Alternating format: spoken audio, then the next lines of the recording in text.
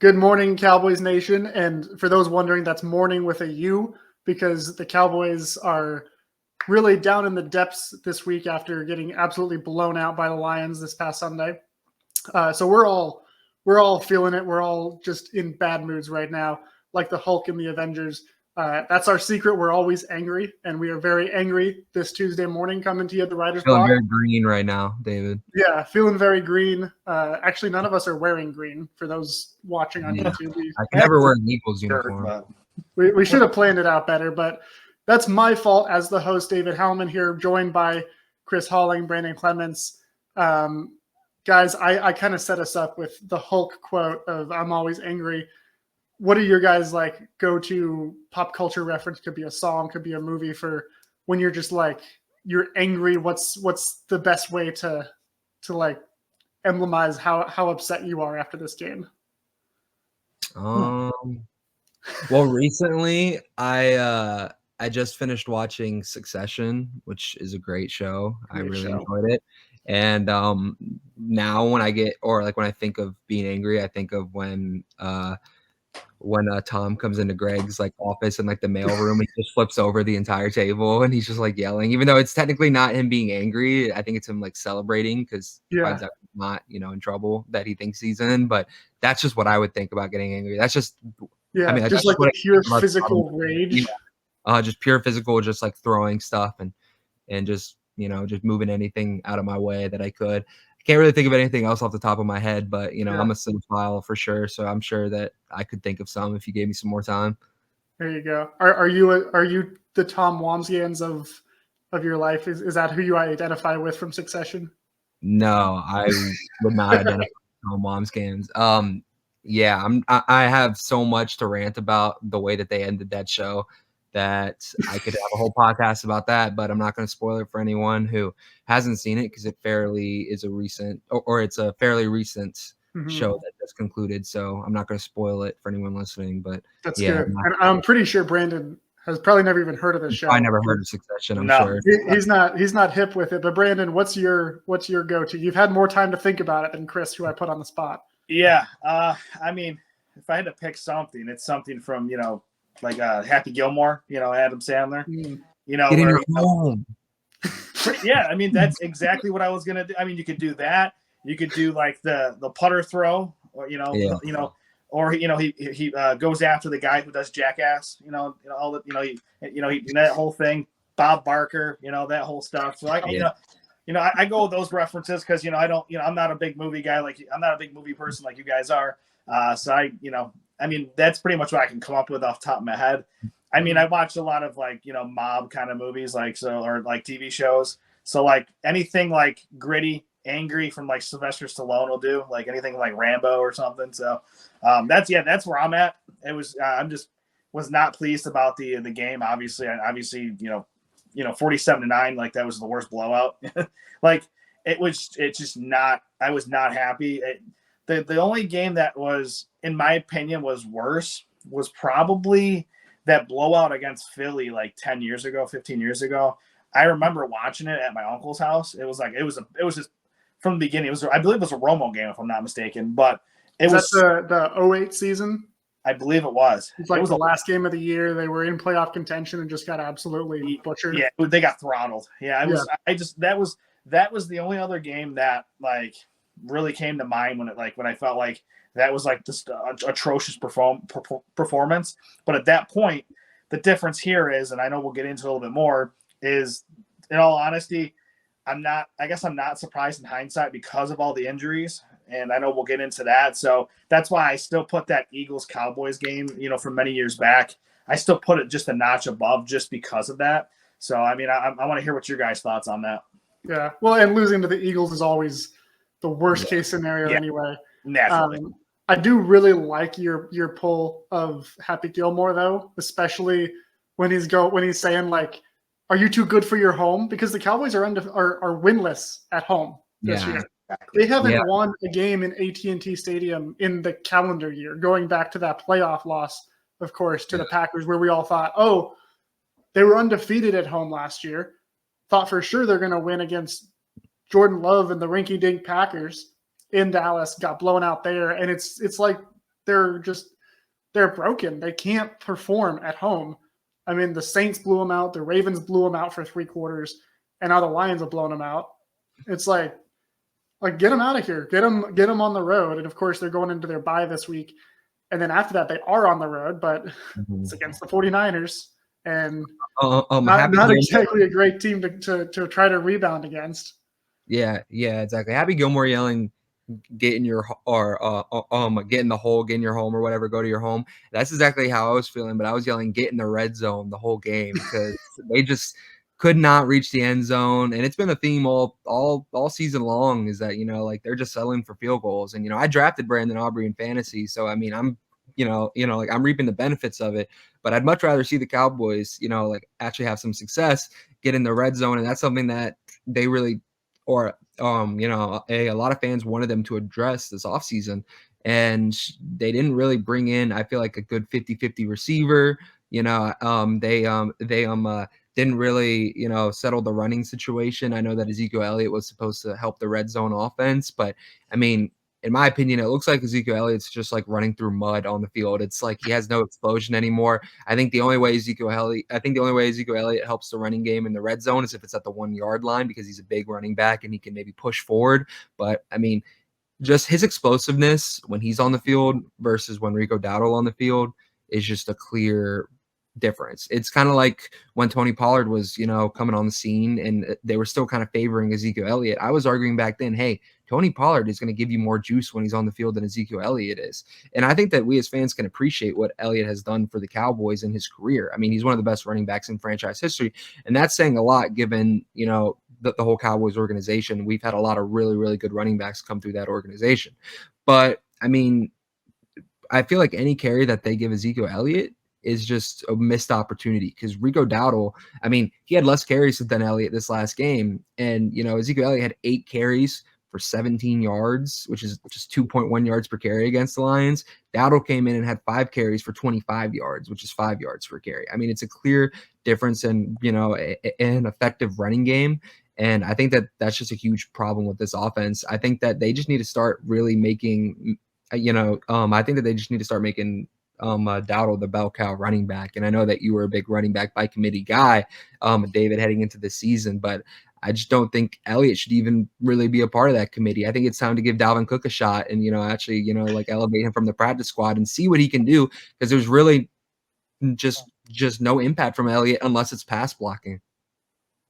Well, and on pass blocking, I mean, they're not even using Zeke in pass blocking. Hunter Exactly. Lipke's the guy.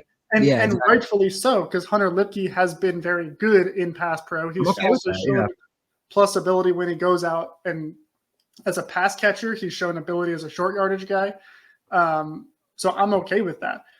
The thing with Ezekiel Elliott this year is when they've used him in the role that they signed him to the team to fill that role, which is short yardage, meaning like 1 or 2 yards for the first down, or like in the red zone trying to get that downhill running style. He has been effective in that role. They have not used him in that role very often because they can't get to the red zone. They can't move the ball and get close enough for him to have that happen. And of course, this was a storyline this last week heading into this game, almost like completely generated by just by the media. Clarence Hill was tweeting earlier in the week about how Ezekiel Elliott hasn't really been used in the red zone, hasn't been used in short yardage situations. And then somebody asked him, like, have you talked to the coaching staff about it? He said, yeah, we've had conversations. And I tweeted at the time, I went and did the research coming into this game. Only 7 teams have fewer red zone appearances than the Cowboys so far. Their average distance to go on third down is 7.3 yards. So in terms of finding the right situation to use Zeke and give him those carries, like they're not getting to the red zone. They're not getting in third and short situations. And if that's what you want Zeke to be, there's of course they're not going to use him when you don't have those situations. Exactly. But the last thing that I want to see as a fan is a 1st and 10 run to Ezekiel Elliott. Like that's just not what I want to see. Exactly. But look, Zeke complained, whether or not it was him that was complaining or if it was the media just making a big deal out of it. there was a story. It was a narrative this week, and Zeke got a good workload in this game, and it's Chris. We were talking before. It's definitely not a coincidence that his usage went up in this game by a large number. Against the Lions, he played on. Let me find the number. He played on 41% of the offensive snaps. Yeah. For the last 3 weeks before this game, he was averaging just about 22% of the snaps, so almost doubled there. And he had 8 carries in the game. He was averaging about 4 in the last 3 weeks. Whereas Rico Dowdle, I mean, he's coming off the best game of his career. He had 28% of the offensive snaps, barely touched the ball. He's hit 40% or more in snaps every game this year until this one. And then suddenly there's this big story about, Zeke's upset with his role. Suddenly his usage doubles. Dowdle's gets cut in half. Guess what? Dowdle still led the team in rushing yards. That's the problem, and that's the run game has been an issue all year, anyways. I mean, let's be honest here. Like, I'm not saying Dalvin Cook is going to be the fix that changes the narrative for this running game for the Dallas Cowboys, but he's the one running back that we know what he's done in his past, and like, why at this point, why don't we kick the tires on him, get him on the field, and let's see what he's got. If he doesn't have any juice, then he doesn't have any juice, but we won't know until we see. The issue I have is you're not going to sit Rico or Zeke out, on that game. So they're going to have to go heavy at the running back position because Hunter Lipke is getting plenty of run. Like, Hunter Lipke is. Ezekiel Elliott shouldn't be on the active roster, in my opinion. Like, that's how little of an impact he's having for the team, and I'm willing to just say that, just straight up. I mean, if you're choosing between Hunter Lipke and Ezekiel Elliott, I'm choosing Hunter Lipke any day of the week because he's a better blocker and he's even more explosive than Ezekiel Elliott is. I know he's a fullback, but he looks like he contributes on special teams. Exactly, and he contributes on special teams. I don't see a reason why Ezekiel Elliott should even be active on this roster, and the only reason why they brought him in, I think, was to strike an emotional chord with the fan base, and I think that that's the only reason why he's even still on the team. I think if you got this kind of production on any other team, I don't think he would still be on the roster at this point. I think that he's just here because of his past and his history with the Cowboys. And I think that that's something that Jerry Jones kind of struggles with in recent memories. He kind of puts his emotion towards players. And I think that he kind of, puts that ahead of what the stats are showing and the eye test is showing on the field. Because, I mean, there's no way that you can justify Ezekiel Elliott really getting any playing time with the way he's playing, in my opinion. And that's no hate on him as a player in terms of his career with the Cowboys. He was amazing with the Cowboys, but as he doesn't have the juice anymore. You just lose it. Yeah, exactly. It's a very common thing at the running back position. We see it all over the league. It's not just an Ezekiel Elliott thing. But the problem is why. Yeah, well, This is why people like me always say you shouldn't spend big dollars on the running back position. Don't spend big dollars on the running back position, but how about you draft a youthful one really high in the draft, and then I wanted him to draft. I wanted Jalen Wright in the third. I wanted Trey Benson in the third. I wanted Braylon in the first round. You wanted who? Braylon Allen. Oh yeah, I would love Braylon Allen. Chris, who did you want? Oh, I'm saying that this upcoming draft, I want Genty out of the draft in the first round. That's how much I want to see him in this game. Why would you get Ashton Genty in the first round when you can get Arizona State legend Cameron Scadaboo in the third round, who, by the way, has Brandon, you're shaking your head. Who has the most missed tackles forced in the country in college football right now? It's not Ashton Genty. Light Cam Scadaboo. One ranked team. It's Cam Scadaboo. By the way, with all the negative vibes, because this is, I mean, if you haven't guessed by now in this episode, this is a group therapy session for all Cowboys fans. But real quick, to bring up the mood a little bit, raise your hand if your college football team is 5-1. All three of us get to raise our hand. Well, yeah. I didn't actually know off the top of my head the wins. I just know that Clemson had only lost one. Yeah. No, we're all having a good year. Yeah. Yeah. I mean, what do you expect? I mean, we got a Heisman Trophy candidate quarterback. What do you want? I can bet you anything that he will not be a finalist when it comes to the actual. You should look at his stats. He's balling. His stats are better than Cade Klubnik's. He's better than Cade Klubnik any day of the week. Simple as that. Yeah, I mean, Ohio State, let's be honest. When you watch that game, I mean, not to get too far on the tangent, but Kyle McCord wouldn't have done what's his name, Will Howard did for Ohio State and slide like Dak did. Like, come on, like use your head. Like, what are we doing? Yeah. Well, I mean, all three of our college teams are doing great. And I think that's the important thing to remember because the Cowboys are not doing well. No, awful. Here's my thing on the running game, though. When we're talking about the running game hasn't been working, and I've been consistent in saying this all year, is I don't think there's a problem with the run game. It's just that 3 of these 6 games that they've played, they haven't been in a situation to run the ball. I mean, 3 games that they've played, all of them at home, and all of them they've gotten in a hole right out the gate, and then you're hardly running it from there on out. I mean, maybe you shouldn't elect to receive the ball when you win the coin toss. I don't know. Yeah, and that's the other thing. Yeah, I don't get. That's a new shift because the Cowboys for a while under McCarthy have done the honorable thing, the correct thing in football, which is you defer. I don't care how good your offense is. I don't care how bad your defense is. I don't care what it is. It always makes sense to defer every single time. Yes. I don't get why they switched They've it done up. it, what, 3 or 4 times this season, and they haven't scored a touchdown on any of the drives. Not a single been a one. field goal at best every time. I don't get it. I don't like that decision. But either way, they're getting themselves in a hole, and then you don't run the ball. So, of course, you're not going to have great rushing statistics, but they had a normal game against the Giants. They had a normal game against the Steelers, just as far as, I mean, they were running their regular offense in both of those games.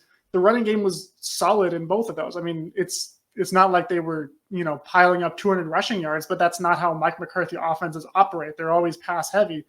But when they've run their normal offense, I mean, they were solid against the Giants with big Dexter Lawrence clogging up the middle.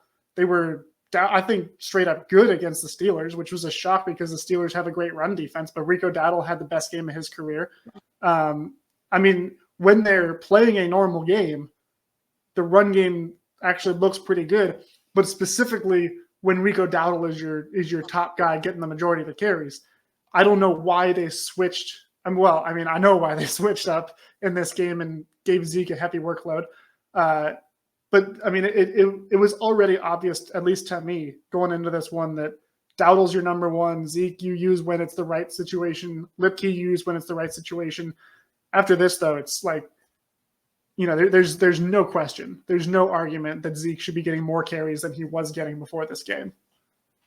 Yeah, I mean, Lipke was, I mean, if you look at the percentages too, I mean, snap count wise, Lipke was on the field more than Rico. Like I mean, Hunter Lipke, he's one of those guys. He has so much versatility. He does the things you need a player to do. And I'm happy for him. I think he's done a great job.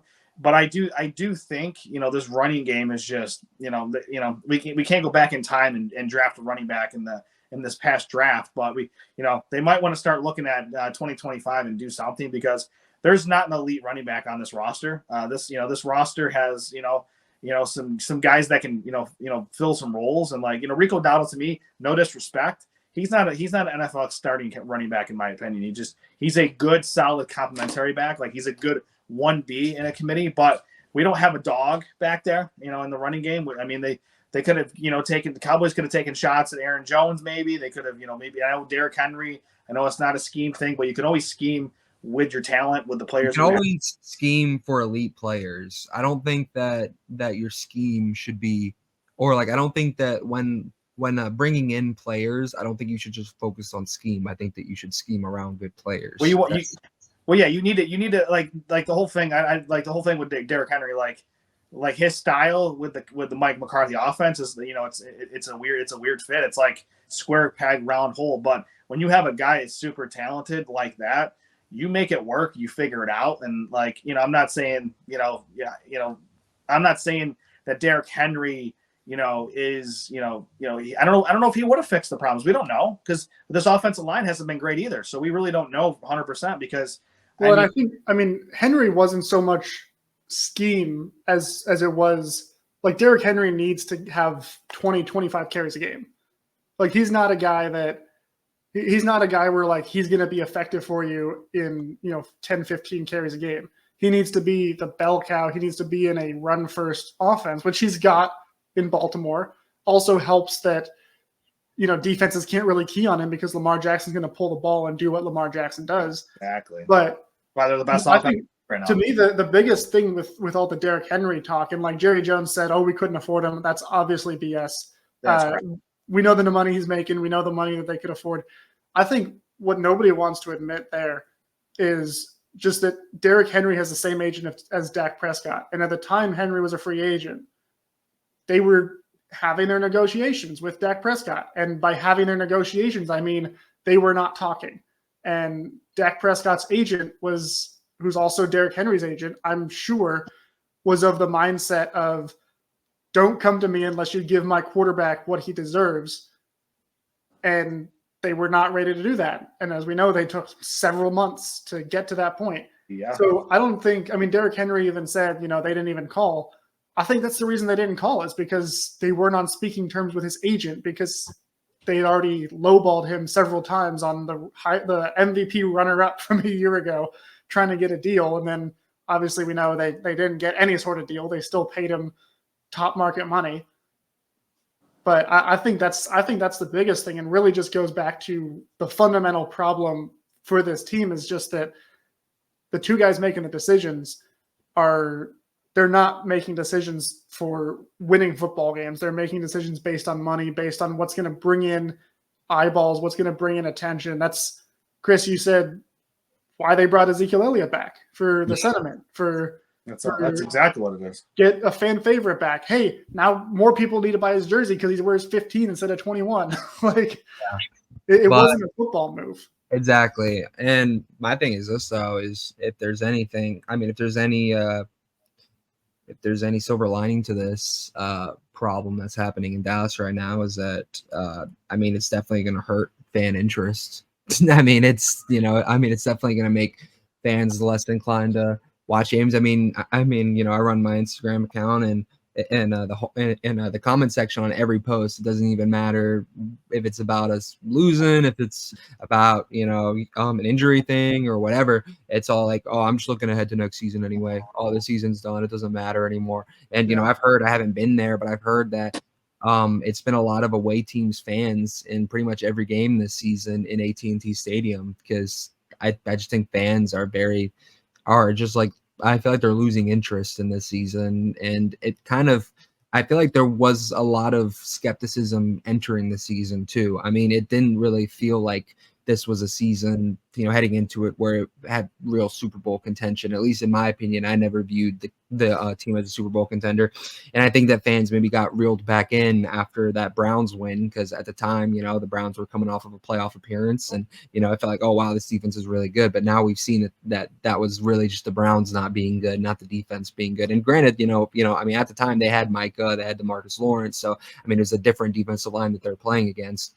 But yeah, I just feel like the way that this season's going, it's been kind of apparent that the Cowboys can beat a team like the Giants and the Steelers and the Browns, but they can't compete against a Ravens or a Lions. And Chris, speaking of the Lions, obviously they lost their star player, Aiden Hutchinson. Yeah. And in less than 24 hours later, they're already scouring the market to find a player. They're not going to find a player at his level, at his caliber, and not have to give up multiple first-round picks, kind of a thing. But that's the winning mindset. Okay, we lost our superstar pass rusher. What can we do to fix this team to maybe not replace that production, but bring somebody in that's quality that can help keep the defense on track? And that's the problem with the Cowboys. You have all these injuries. We're just bringing guys in like a Carl Lawson, like off the street. What's his name? KJ Henry. I know he's a Clemson guy, so I know you're a fan, Chris. But it's like those guys aren't going to have the production. It is what it is. I just feel like the Cowboys have these areas where they need to make moves, and I feel like they value a 5th round pick or a 4th round pick more than trying to make things happen, on the team this year. So it's very frustrating as a fan, because you see other organizations, guys get hurt, and they're already making moves to maybe not replace that player, but at least upgrade their roster from where they're at now with the injury. So watching the Lions operate, we'll see what happens, what they do, because maybe they don't find something that works, but at least they're making the concerted effort to improve their team given the circumstances. I wish the Cowboys would be more apt to do that. And the whole cap space thing, like we already saw it with the whole Devontae Adams talk. ESPN First Take put on a graphic a couple weeks ago. The Cowboys have one of the highest cap spaces available right now. So that if they're really thinking they can make a run at it, and like there's a guy out there, go make a move, get it done. My thing is, I don't see any point in trading a first, second, or even third round pick for an older guy to try and win now. Because I mean, I think this team is really a lot away from just one guy, especially giving high high draft capital like that.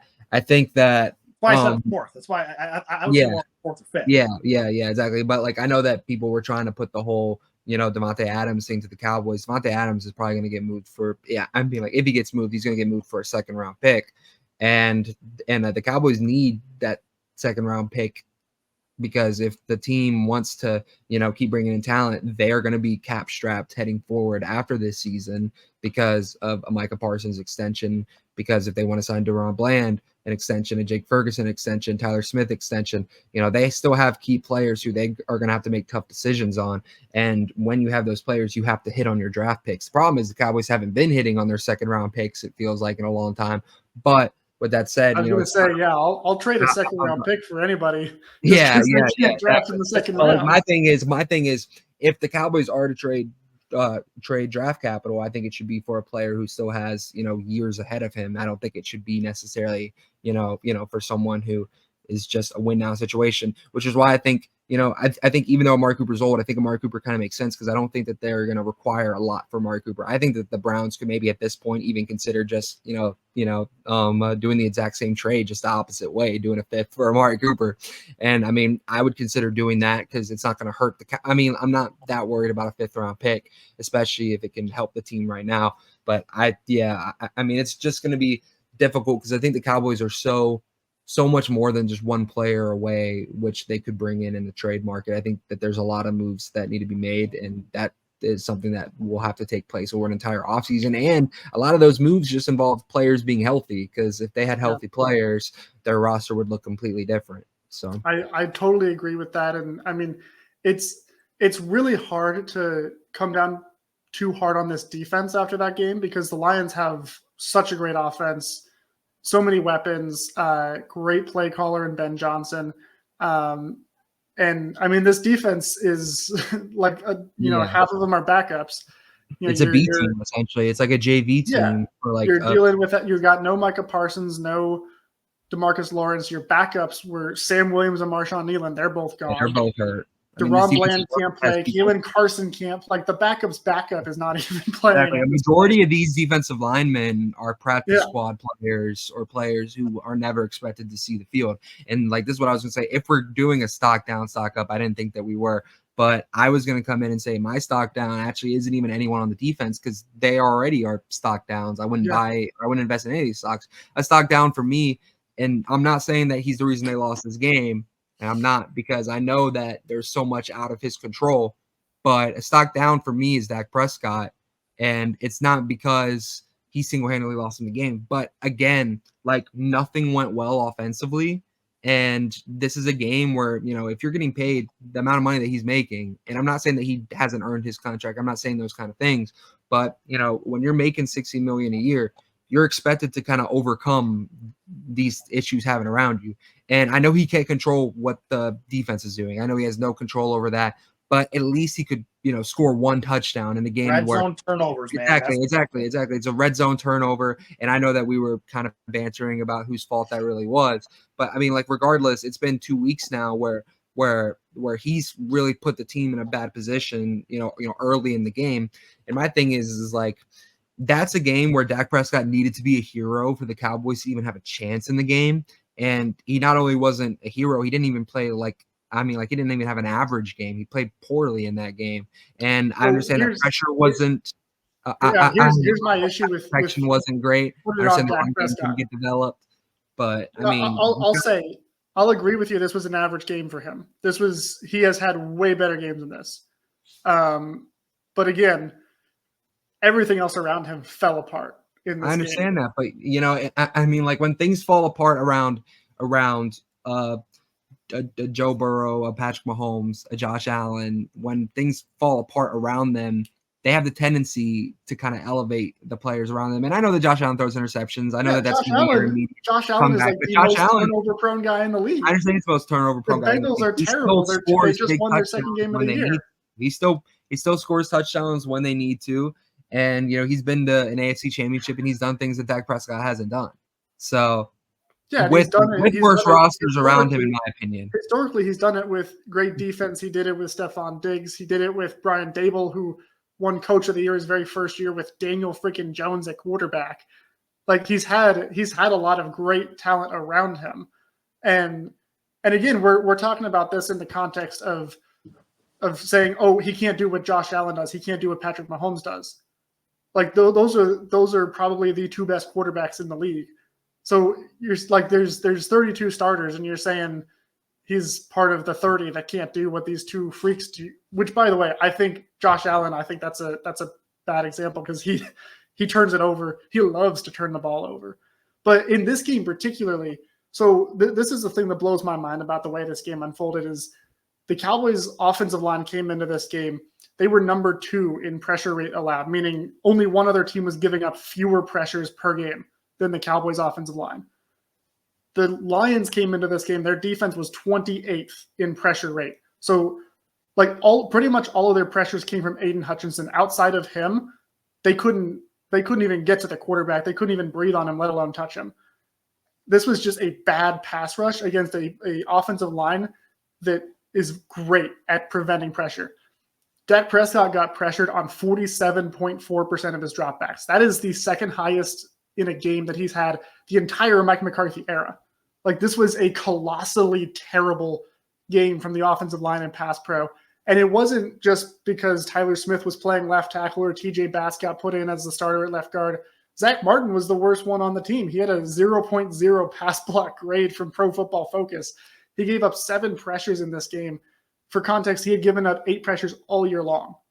Like he almost matched that in one game. Like Terrence Steele wasn't great either. What's that? Terrence Steele wasn't great either. Nobody was great. The whole offensive line just completely fell apart.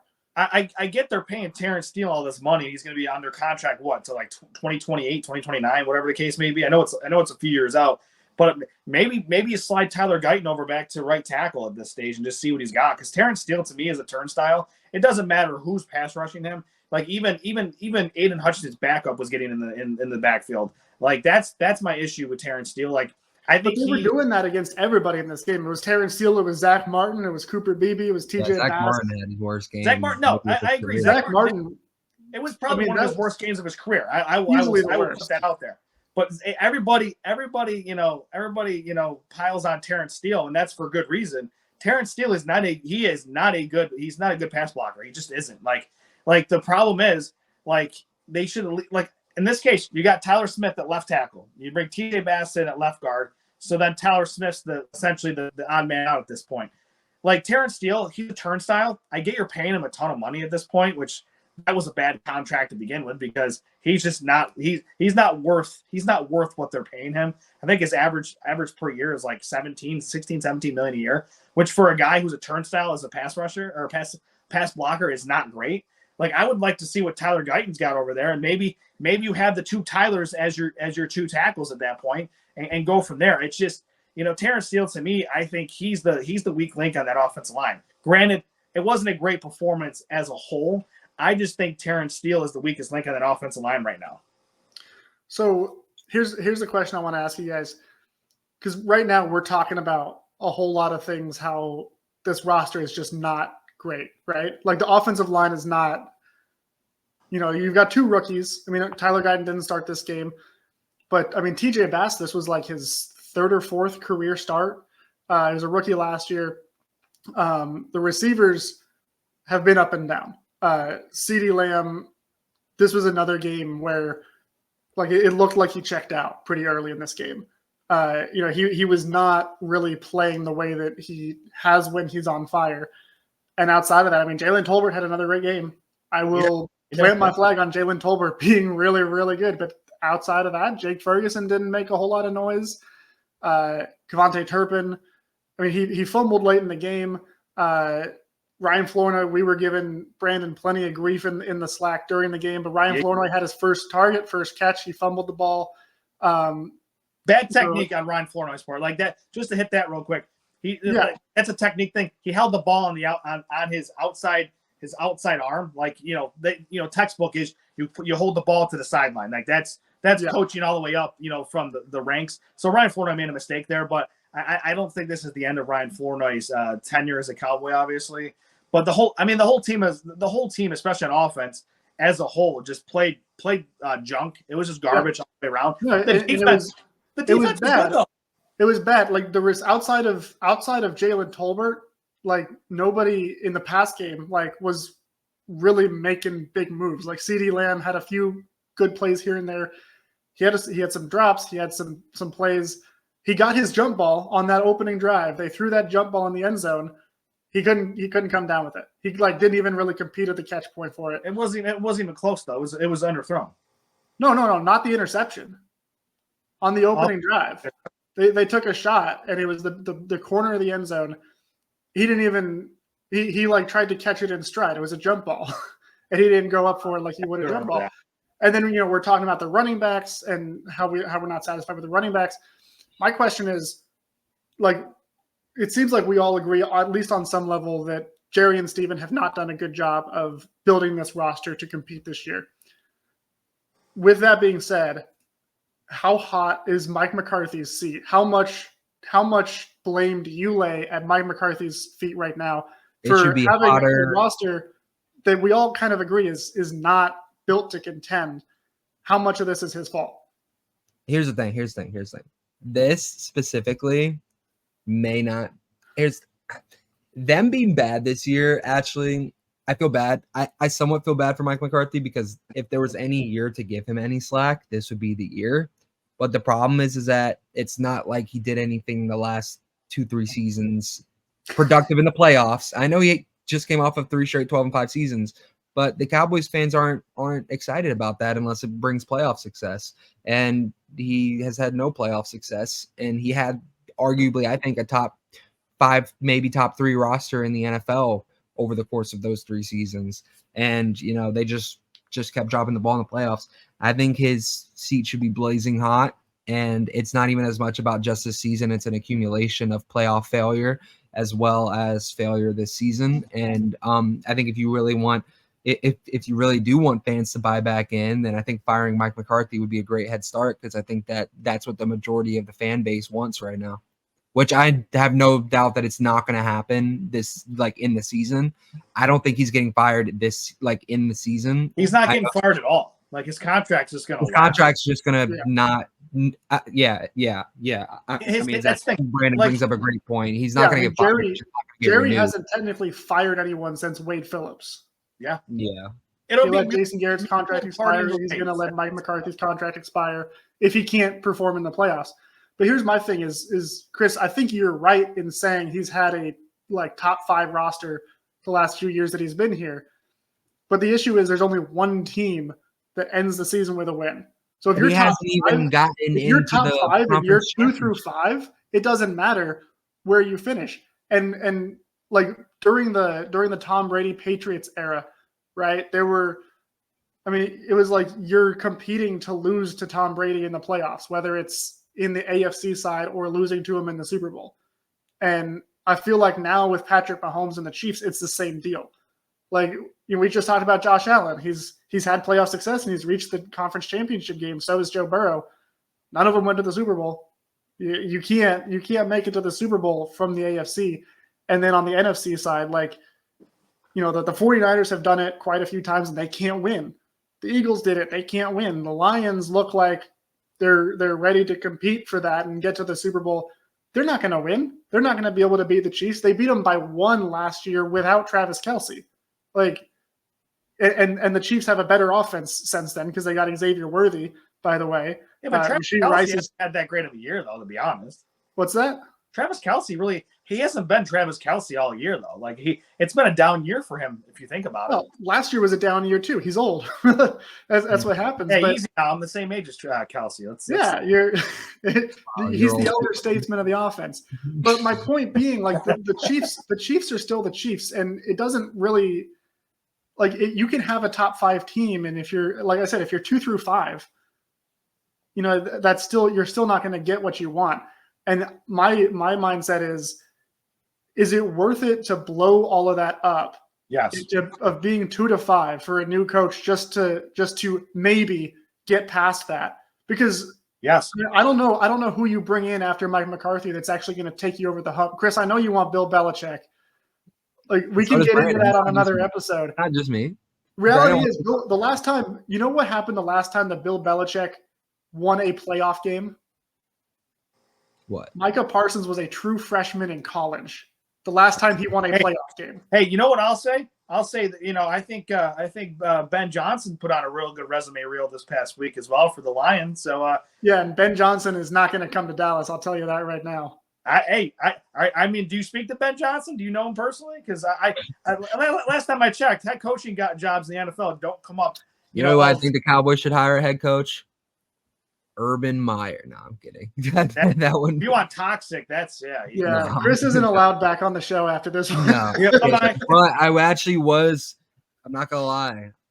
Take that aged poorly. My top 2 favorites to be the head coach of the Cowboys when they were looking for a head coach. I really wanted either Lincoln Riley or Urban Meyer, and I would have rather had Urban than Mike McCarthy at the time, actually. But I'm glad I was wrong.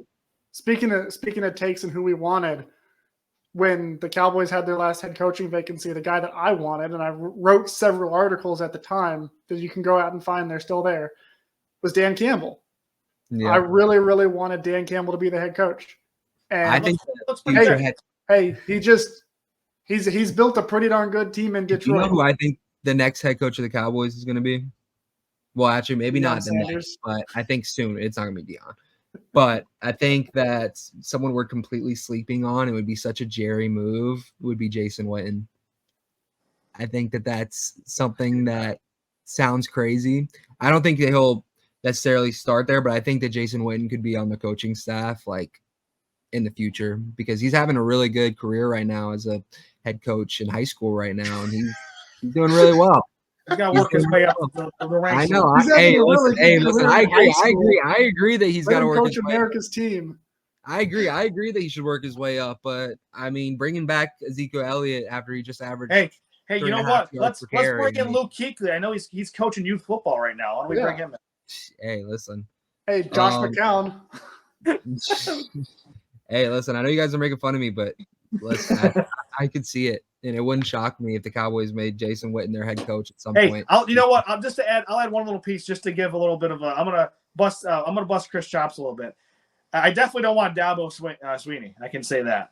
Well, I mean, Dabo is not a football, or I wouldn't say he's an NFL head coach. Because he hates paying players. I'm about to say he hates paying players. He doesn't want to use the transfer portal. He believes in his guys. I'm telling you, if you want to talk about guys, or I mean, the whole liking your guys concept, Dabo Sweeney is that equivalent in college. Fortunately, they're still winning games, but he is not willing to adapt to the way college is trending at all. Yeah. So, I mean, fortunately, he's a good recruiter, and I mean, it's okay for the most part. But Clemson has just established themselves as a big program. But yeah, in terms of coach? Give me a defensive coach next year. What about the Lions defensive coordinator? It's funny you say that because I was going to say I'm not on the fire McCarthy train. Because I'm not either. Because let his contract run out. I'm not on that train either because I don't see what you do that McCarthy hasn't already done that gets this team over the hump. But I will say, if they do make a move, build towards the future, you try something. If they do make a change, the guy that I want, and after this, we're gonna get into our predictions and end on a high note because we all had a good week here. But I'm just throwing this out here now. Minnesota Vikings defensive coordinator Brian Flores.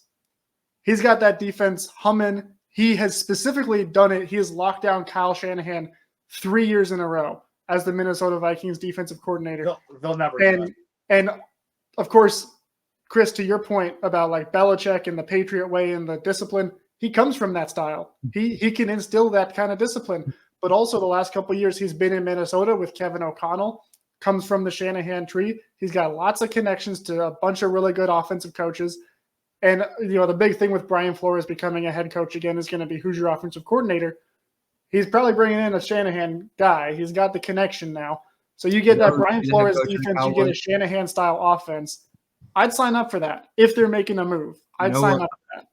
I think something I would sign up for is going in the division. It's not Nick Sirianni. I'm not gonna freak you guys out with that. It's not Brian Dable. Bring back Dan Quinn back to Dallas. No. Bring back Dan Quinn back to Dallas. He would leave Washington in a heartbeat to rejoin Micah, his boy. I don't think so. I would take Aaron Glenn over Quinn at this point. Hey, I mean, at the Aaron Glenn, I watched him play. I'm old enough being the other states, but I actually watched Aaron Glenn play live football, and he was a good football player back in the day, and he's a hell of a coach. So, and I think he's going to be on the top. I bet he's top 5 right now on coaching candidates going into next year. If I had to pick, I just had to Google and see if Aaron Glenn had any ties to Syracuse, because I had to assume that there was something there. But no. I wouldn't hate it. I wouldn't hate Aaron Glenn. I wouldn't hate that at all. I like it. I'm still, first of all, I want McCarthy to be the coach next year. If it's not him, I want Brian Flores, but I wouldn't hate Aaron Glenn. Moving on though to our record predictions, because hey, look who's timed up. We got a new leader in the house. I'm still holding up the rear. My record has improved to 42-32. Chris, you're now dropped down a second. You're 45-29. You took some swings this week. You took some swings this week. It's not yeah. I mean, I got a little bold with my lead, and it came back to bite me. But it's not a, this isn't a sprint; it's a marathon. So there's always time to catch back up. And I think that we should even pick throughout the playoffs too.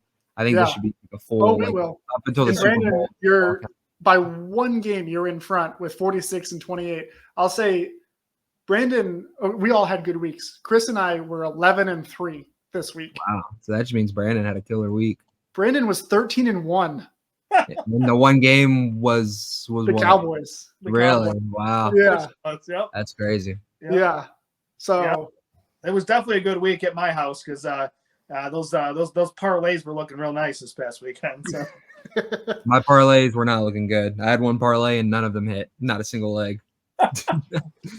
Well, of course, there's one other game that's still left to play. We record these Monday night. The Bills and Jets game is going on. Brandon, was there a difference in our picks?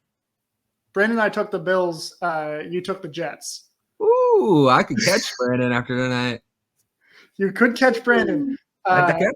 And of course, now's a good time to announce also, with the Cowboys going into the bye week, and hopefully they're going to be doing some tweaking of the way that they do things to come out better and stronger. We're going to tweak our own show going into this bye week. Starting next week, we'll be coming out Wednesday mornings instead of Tuesday mornings. So that way we actually know who got each Monday Night Football pick right, among other things. So look out for us next Wednesday instead of next Tuesday when we come back with the records from the predictions we're about to make, starting with Thursday Night Football with Bo Nix and the Broncos taking on Spencer Rattler and the Saints. Sean Payton returning to New Orleans. Where are you guys going? You go first, Brandon. It's like, where do you even start? 2 terrible rookie quarterbacks. Like neither team is good. It's in New Orleans. I'm taking the Saints because they have better supporting pieces. Yeah, I'll go with the Saints as well. I saw some flashes from Rattler that I liked. I wasn't high on him coming out of the out of college, but I did see some flashes that I did like from him. I do like him a little bit more than I do Bo Nix, but the tipping the scales for me is they're playing in New Orleans, so I'm gonna have to go with the Saints. Yeah, New Orleans is a tough place to play. It being a short week, Thursday night. I'll take the Saints. I don't feel great about it because neither of these teams are really playing at full strength right now. Only we had played the Saints like this past week and not week 2. Yeah, the Saints have not won a game since they whooped our butts. After they won their Super Bowl, they won their Super Bowl and they called out for the year. Yeah. Next up, we've got the next London game. which, by the way, this is a terrible, terrible game for all the people in London. I'm sorry that the NFL did this to It you. seems But we to got be the that way very often. Patriots and the Jaguars. Mm. I think both of them only have one win right now.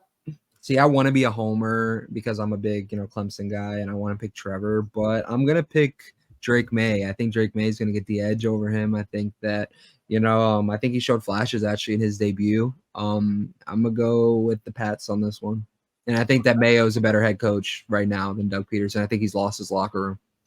I think if the Jaguars lose this game, Doug Peterson comes home on a different plane than the rest of the Jaguars. Yeah. Yeah, you know what? I don't know how you keep him through that.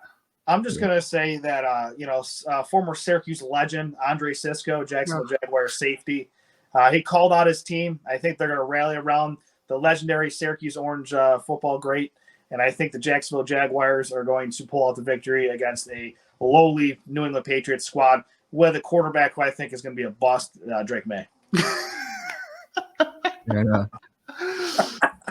I'll break the tie, and I'm taking the Jaguars just because I think, that Doug Peterson is a good coach. I agree that he's kind of lost some of his luster, but he's going to figure out a way to do it, especially against this Patriots team, which, they've shown some fight, but they just don't have the talent right now. And Drake May, I'm not as hard on him as Brandon, but it's the second game and he's playing across the pond. It's tough.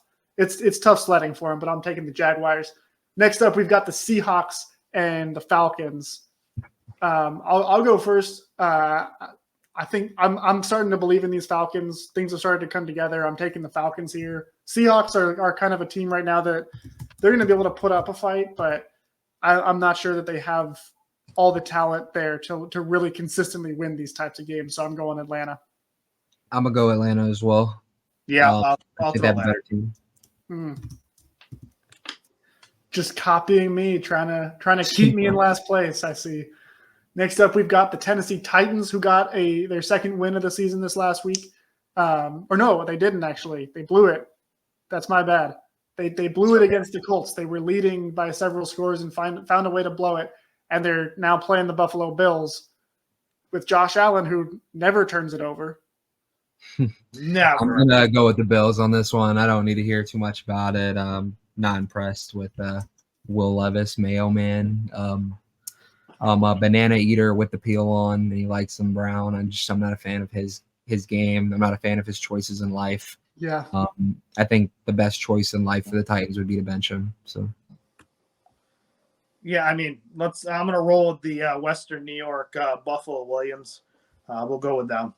Mayo Man is who he is. The Titans aren't great. Josh Allen's probably gonna turn the ball over, but he's gonna be Superman. He's gonna win the game. I don't think I've ever heard Buffalo Williams before, but I love it, and I'm never gonna call them anything other than that. I'm also going with the Buffalo Williams. You guys said it. Titans are not good right now. They're counting down the days till Carson Beck or Quinn Ewers or someone else is quarterbacking for them. Yeah. Speaking of teams that desperately want a different starting quarterback, next up we've got the Cleveland Browns hosting the Cincinnati Bengals. That's now, Chris, you and I just took the Browns. Wanting a different quarterback. Oh, okay. Just the Browns. I thought you were referring to both teams wanting. No. Just the Browns. Okay, just the Browns. I was like, wow, that's some crazy Joe Burrow slander. But no. Okay. Yeah, I'm. We both took the Browns to beat the Eagles this past week, and in fairness, we were very close. Yeah. The Eagles were trying very hard to make us right. Exactly. I'm going to go with the Bengals on this one. Don't see a world where Deshaun Watson beats Joe Burrow right now. Maybe if he was in his Texans form, then maybe, but not now. I think he's just so mentally messed up with all his allegations and stuff. I don't see him ever being the same player. I think it's wrecked his confidence. And, I still think his physical tangibles are still there, but I just think he's just not making right decisions. He's just all in his head. Yeah. You said you can't imagine a world where Deshaun Watson beats Joe Burrow. I don't want to live in a world where Deshaun Watson beats Joe Burrow. I think Bengals are winning this. We're all Bengals, right? Yeah, 100%. Yeah. Next up is the Houston Texans traveling up to Lambeau to take on the Green Bay Packers. It's a pretty good game. I've been consistent, guys. I don't think the Texans are legit this year. I think I took them last week to beat the Patriots, and obviously that was the smart move. But every single game that they've won, aside from this last game against the Patriots, it's been like a one-score game. They've come very, very close to blowing it each time. Green Bay is kind of catching fire right now. They're tough to beat in Lambeau. I'm taking the Packers to win this one. I'm taking the Packers as well for all the reasons you listed. I think that the Packers are tough to beat at home, and that just feels like a game that Jordan Love's going to have a big performance in. Yeah. Just like Chris said, I was just going to say Jordan Love. I mean, he's getting on track. I think he's doing a good job, and I still believe in the Texans, but I do think this week, I do think the Packers are going to take care of business. Clearly, you don't believe in them enough. Not this week, no. But next up, we've got the Miami Dolphins, still without Tua Tagovailoa, taking on the Indianapolis Colts, who may get Anthony Richardson back, but I don't even think Colts fans want him back because Joe Flacco has been so good this year. Yeah, about to say, even if – I mean, it doesn't matter who the Colts have at their quarterback. They have a better quarterback than Miami does right now.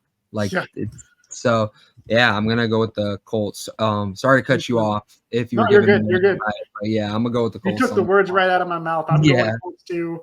Yeah. Brandon, you want to take Tyler Huntley and the Dolphins? You love Snoop? No, I mean, I like Snoop. Snoop Huntley's good.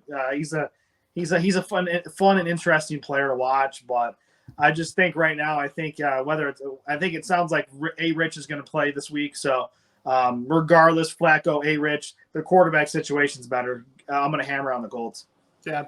Next up, we've got what I think it's not actually America's game of the week, but it's what I think should be the game of the week. It's the Detroit Lions, fresh off the pounding of the Cowboys, against the undefeated Minnesota Vikings with future Dallas Cowboys head coach Brian Flores running the defense. This should be a really good game. It's going to be, I mean, winner of this will have first place the Vikings already have first place in the division, but winner will have first place just by virtue of a division victory.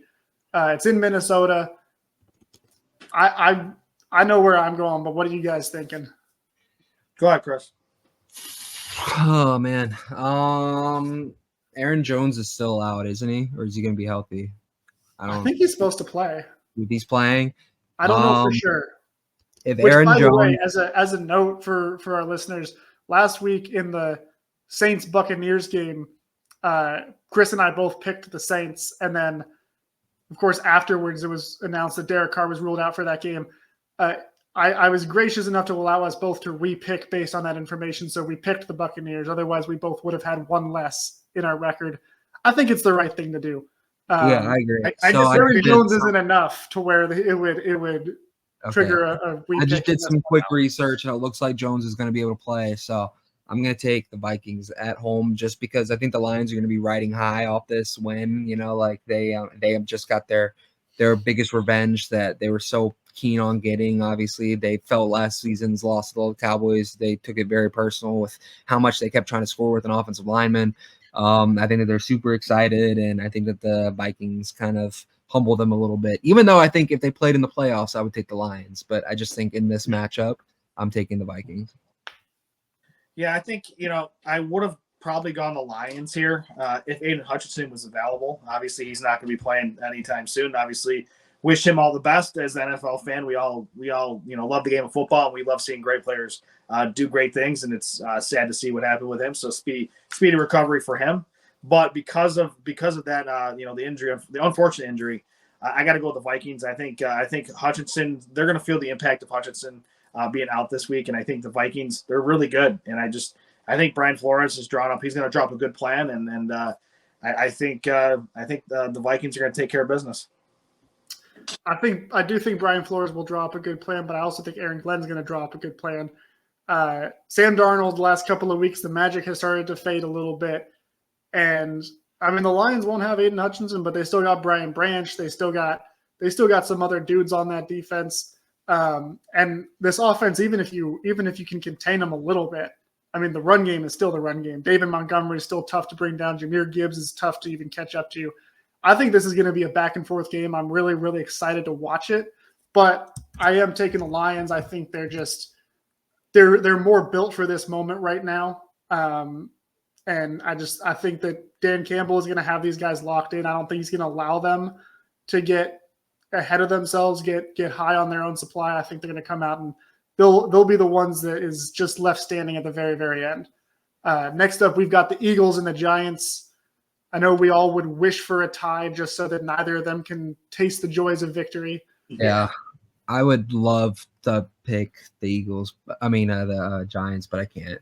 The Eagles are a much better team. Yeah. But the Eagles keep making these bad teams look somewhat good. So who knows? Yeah. Maybe we're in a world where they drop it, but I can't. As a man trying to compete in this record, thinking, I got to go with the Eagles. Yeah, Philly, hammer it down. Yeah, I get why you guys would do that, but unlike Chris, I'm not a coward. All right, I'm going to put my money where my mouth is. I'm taking the Giants to win this game. I'm going to zig. I love to zig. And that's why you're zigging in the other direction in terms of yeah. So that's why you're zigging in the back right now. I think the Eagles have flirted with disaster enough times this year. I think the Giants have played well enough to beat a team like this. Not well, but well enough to beat a team like the Eagles right now. It's in New York or New Jersey. They don't actually play in New York, as we all know. But I think they're going to make Daniel Jones look real good. I think that they're going to make Jalen Hurts look bad, and they're going to pull out this game, and they're going to pull out this win, and it's going to be a really fun bye week in Dallas because we get to make fun of the Eagles. Next up, we've got the Rams and the Raiders. Not much going for either of these teams right now. Chris, you said Rams? Yeah, I'm still taking the Rams. Yeah, I'm taking the Rams. Yeah, throw the Rams on too. I'll take them. It's not really an exciting game, but none of us can trust the fraud that is Antonio Pierce in Las Vegas, as we all know. Speaking of Arizona State and those who formerly walked the halls in Tempe, next up we've got the Washington Commanders and star Jaden Daniels taking on the Carolina Panthers. We're all taking the commies here, right? Yeah, Jaden Daniels he's going to take care of some business against this lowly Panthers team. Yeah, Commanders are going to win. Yeah, I'm not surprised. Next up, we do have the actual. Hey, listen, I didn't get my pick yet. You already went ahead. You assumed I'm taking the Commanders. Well, I'm not. I'm taking the Carolina Panthers. Keep pounding. Right. Hey, you're locked in now. You're locked in. I'm locked in. I am taking the Carolina Panthers in an upset over the Washington Commanders. Okay. All right. Well, we know who's not coming in first next week. definitely not you two. Yeah. Next up, we have the actual America's Game of the Week: Kansas City Chiefs, San Francisco 49ers. We've all said, we're not picking against the Chiefs until we see them actually lose. I'm not picking against the Chiefs any game this season. You might as well even the 49ers? Even the 49ers? No, I'm not. If the Chiefs were playing the 1992 Cowboys, I'd consider maybe, but they're not. They're playing the 49ers without a Christian McCaffrey. Even if they had Christian McCaffrey, I wouldn't take the 49ers because the Chiefs are just winners and they win no matter what situation they're put in. So I'm taking the Chiefs. Yeah, I'll take the Chiefs as well. Yeah, we're all taking the Chiefs in this one. That's not a surprise. Next up, we've got the Jets, the Steelers. Ew. Two teams that don't ever look pretty, but see, I would like to say on paper that the Jets should win this game. They really should. But their offense has not been humming, and the Steelers' defense is very it's very elite. They have a very good defense. And where is it? Is it in Pittsburgh or is it in New Jersey? It's in Pittsburgh. It's in Pittsburgh. Oh, yeah. No, if the Giants are playing in New Jersey, then, yeah, they would have to. Yeah, I'm going to take the terrible towel, actually. I'm going to go with the Steelers. I think the Steelers are just one of those teams that, they'll probably squeak in the playoffs as, a wild card team just because I'm a believer in Mike Tomlin, and they have a great defense, but they're not going to do any damage in the playoffs. But I think that they're going to give that Jets offense some problems, and I think they'll do just enough offensively to win. Yeah, I'm really excited. I'm really excited for the world where Aaron Rodgers loses in Pittsburgh and right after Mike McCarthy won in Pittsburgh. Yeah. I mean, obviously, we're not in a spot to be dancing on anyone's graves right now, but that will be the one little bit of copium I get in this weekend if the Steelers pull it off, which I'm predicting they will. By the way, the Steelers are going to win. I mean, they're. I was hopeful, Brandon, that you would go with the Jets so that I could get one different than you. No, hey, you guys, there might be some disagreement here though, because on this next one, because we got Ravens and Buccaneers. The Buccaneers have looked pretty good. It's in Tampa. I'm taking the Ravens. Yeah, I'm taking the Ravens. I already said they're the best offense in the league. I'm not going to come off of that, so I'm going to go with the Ravens as well. All right. Well, I'm taking the Bucs. Fair enough. I think Todd Bowles he's going to come up with a game plan that flusters Lamar Jackson. They got big old Vita Vea in there to handle Derrick Henry. Baker Mayfield is it's gonna be time to bake, and it's gonna be a good week for the Buccaneers. Good week for me and my prediction record as well. He's gonna be baking you another L in your predictions. That's what he's gonna be. Yep, third place. Last but certainly not least, we've got. By the way, this week we've got another Monday Night Football doubleheader. Why, I don't know, but last game for week 7 to pick is the Chargers, the Cardinals. I think we're all taking the Chargers, right? We're not too worried about the Cardinals in this one. I'm taking the Cardinals. Oh. Yeah, I'm taking the Cardinals. I'm not Cardinals, really the Chargers. They might be without Marvin Harrison Jr., who left. Okay, well, I wasn't aware of that. No, you're locked in. You're locked in. You're stuck. Whatever. You know what? I don't care if they have him or if they don't have him. I'm taking the Cardinals. Kyler Murray can do it. Yeah, I think Kyler Murray can do it. Yeah, I'm going to go with the Cards as well. Oh, my gosh, Brandon, I'm supposed to be catching up to you here. I can't do that if you keep picking the same games as me. I'm just going to say this. I could see a Greg Dortch or a Michael Wilson having a good game on Monday night next week. Ugh, whatever. I can't catch up to him. This is all strategy for him. He's letting me pick. Yeah. No, this is what I was going to say. First, he wouldn't have gone. He wouldn't have gone the Cardinals. Yeah. I thought I was going to be different there. We're going to have to start going to a silent ballot or something. Yeah. These are the teams I'm picking. I'm still going with the Chargers. I don't care that you both pick the Cardinals. This is going to be the easiest pickup for me in the records prediction because the Chargers are going to win this one. Cardinals aren't that good. Jim Harbaugh's the truth. He's going to power them to the win. And we're going to find out exactly how we all do in these records next Wednesday, not Tuesday. Remember, we're going to be coming out Wednesday next week after all the action on Tuesday and looking at what comes next for the Cowboys as they'll be in their bye. Obviously, they're not going to play this week. They obviously didn't play this past week either, but at least this time they have an excuse, and there's no possible way they can lose on the bye week. But we'll be back next week breaking down all things Cowboys, gloating about our records when the Chargers win, when the Lions win, what was the other one I picked? When the Buccaneers upset the Ravens. It's all going to be fun next week, so make sure you tune in next Wednesday morning at the Writer's Block for Brandon Clements, for Chris Halling, signing off for the Writer's Block. Even in the loss, we still end with a hearty, how about them Cowboys?